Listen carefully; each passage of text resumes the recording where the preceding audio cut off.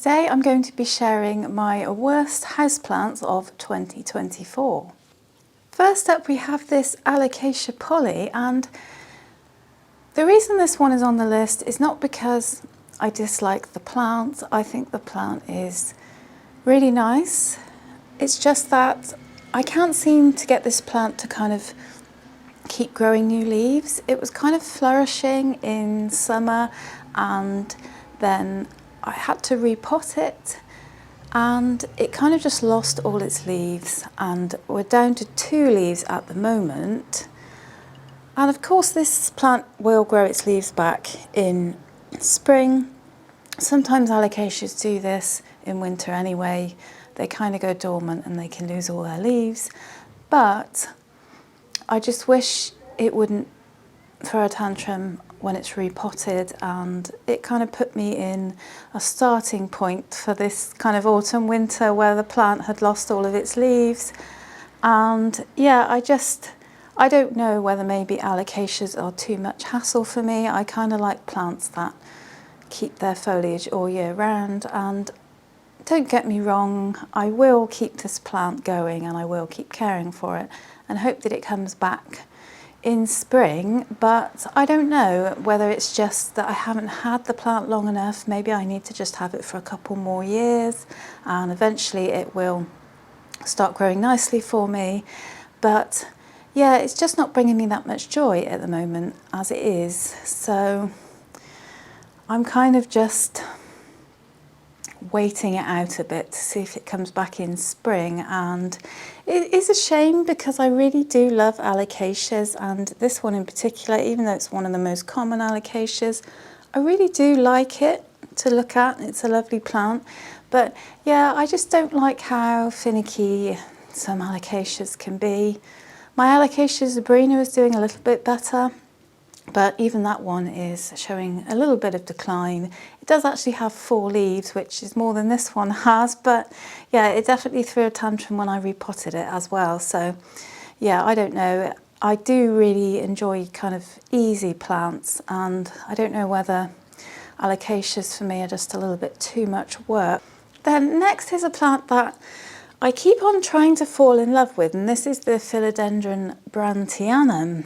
And I kind of gave this one a bit of a support stick in order to kind of encourage it to climb a bit, but I mean, the leaves that are coming through are very small. It is actually still growing, even though we're going into winter now.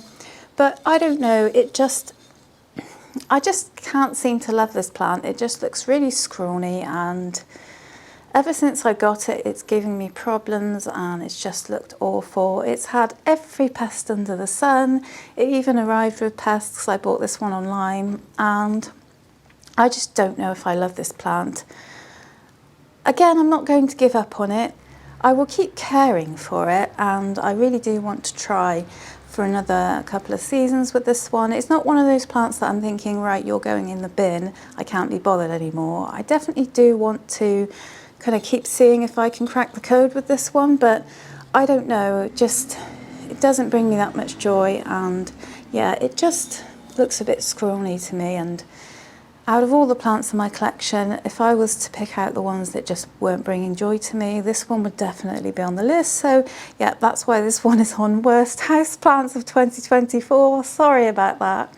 Next, you may not be surprised to see this one on the list.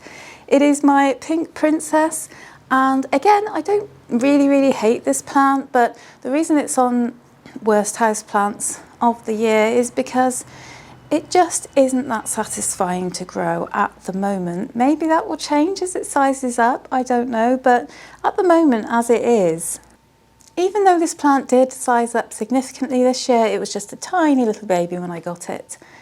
It's just a bit lackluster. We buy the Pink Princess, really, don't we, for the pink, and it doesn't seem to matter how much light I give this plant. It still doesn't really give me much pink, and yeah, it has kind of stopped growing now. You can see there where the last leaf came out, and look how small it is compared to the other one. And there's not really any excuse for that small leaf, in my opinion, because I have kept up with making sure this plant was getting everything it needed, lots of light, nutrients, etc. But yeah, it just seems to be I don't know. I know a lot of people are in the same boat as me with this plant, in that it doesn't really give us what we wanted, which is pink leaves. Maybe it's more down to our expectation than it is the plant. You know, we expect plants to kind of thrive with this variegation, and in reality maybe the plant finds it more difficult to grow when it's got variegation. I don't know what it is, but I think the bubble has well and truly burst with the Pink Princess. Personally, I don't think it's kind of favoured anymore, because too many people have had experience with it, and we all know that it's yeah, it's just a bit pants, isn't it? The next plant on my list, I'm actually kind of sorry to have this one on the list. It is this Hoya Big Band. And the reason this one's on the list is not because I dislike the plant. I really like the plant. I think it's really interesting to look at. But the reason it's on this list is because it just does not grow very fast. I mean, I've had this one for a couple of years probably, and it's still tiny. It is probably one of the slowest growing plants that I have. And as I say, although I really like it, it just isn't very satisfying to grow. And yeah, if you were going to buy one of these, if you can find a large one, I would buy a large one, because I don't know if this will ever grow. But yeah, it's definitely not one that I'm going to get rid of or anything like that. I do want to keep the plant, but even though it's the slowest grower ever, I would say it's also one of the hardiest plants you can get. This one just refuses to die. I've changed its conditions a few times and it just is really happy. I mostly just have this one now on my windowsill in the kitchen. It gets some really good direct sun in the spring, summer, not so much in the winter, but this plant does kind of like to bask in the sun. And yeah, I don't know, I guess I will check back with you in another 2 years and see if it's grown at all, but at the moment it's kind of interesting, but yeah, a little bit boring because it doesn't really grow much. So the next plant on this list, it's another plant that I really like, and I would like to get this plant again, but I would like to get a larger, healthy plant.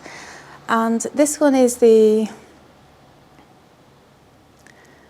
Syngonium tricolour. And the reason this plant is on the list, as I say, it's not because I dislike the plant, but this is a cutting that I took off a plant that had root rot, and it took me absolutely ages to root this, and it's just done pretty much nothing. I mean, to be fair, it has put out these kind of almost 4 leaves, but it's just given me no end of problems. And I have to be honest with you, more than one occasion I've considered just throwing it out, because honestly I think I probably will just buy this plant in the next growing season, but a more well-established plant, and put this one down to experience.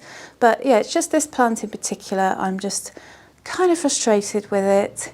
It just won't seem to advance from the state it's in now, but you know, we'll see what happens with it.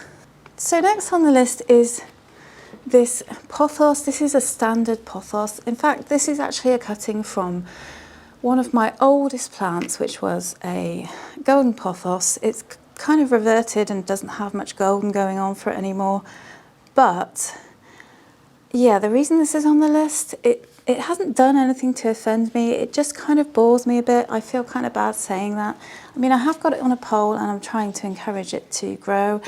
But I think because I've collected some of the other pothos plants, the Marble Queen and the Neon Pothos and things like that, this one has just kind of become a little boring to me, if I'm honest. Yeah, I'm just a little bit bored of the solid green pothos, and I'm not really sure I need it really anymore.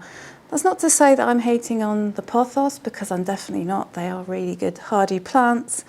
But yeah, I just think I've had this the longest time, and it just doesn't really bring me much joy to have in my collection anymore, if I'm honest. And there are just loads more different kind of variations of pothos now that I find more interesting and that I would rather give my time to. Having said that, as I say, I have got this one on a pole and I will continue to care for it. You know, it's just one of those plants that I will probably always have in the background, that it's not one of those kind of plants that stands out in my collection that brings me the most joy. Some plants are just kind of background plants, aren't they? And that's okay. Next up is another plant that I'm very sad to have on this list because the plant itself, I absolutely love this plant. So this plant really is on the list because I just can't seem to grow this one. I can't get out of the two-leaf club. Just as I think I'm about to get out of the two-leaf club, it's back in the two-leaf club. And I guess really this should be called Worst Plant Parent of the Year rather than Worst Plant, because it's more to do with me not giving this plant the right environment, and I just don't have what it needs. So I think it's just a case of accepting that this is not a plant that grows well in my environment. Having said that, I'm not going to get rid of it. I do absolutely adore the look of this plant and it's always been one of my favourites. I just wish that I could grow it, but yeah, I think it's either my environment or something that I'm doing.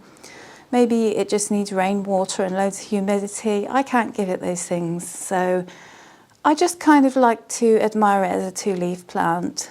I mean, it is such a beautiful plant. You can't deny that it's a beautiful plant, but yeah, it just doesn't grow well for me, and sometimes you just have to accept that a plant isn't doing well for you. So my experience with this plant unfortunately didn't live up to the expectation of what I would have liked it to have been, and I've had to kind of accept that. Yeah, anthuriums are probably not for me. This is really the reason why I don't buy any more anthuriums too, because I think, why would I bother? It would be a waste of money. If I can't keep this one alive, I probably wouldn't be able to keep the others alive. So I'll leave the anthuriums to those of you who are good with them, and I think I will just kind of see how long this one lasts. And yeah. And then another plant on the list, this one is actually going to be redeemable, and I'll show you why. This is my Ficus tineke, and if I turn it around that way, you can see that it has bare stems and leaves at the top. It's kind of, I had to chop all its lower leaves off. It had a spider mite issue, and let me just check that's not a thrips there. No, it's just a little bit of browning.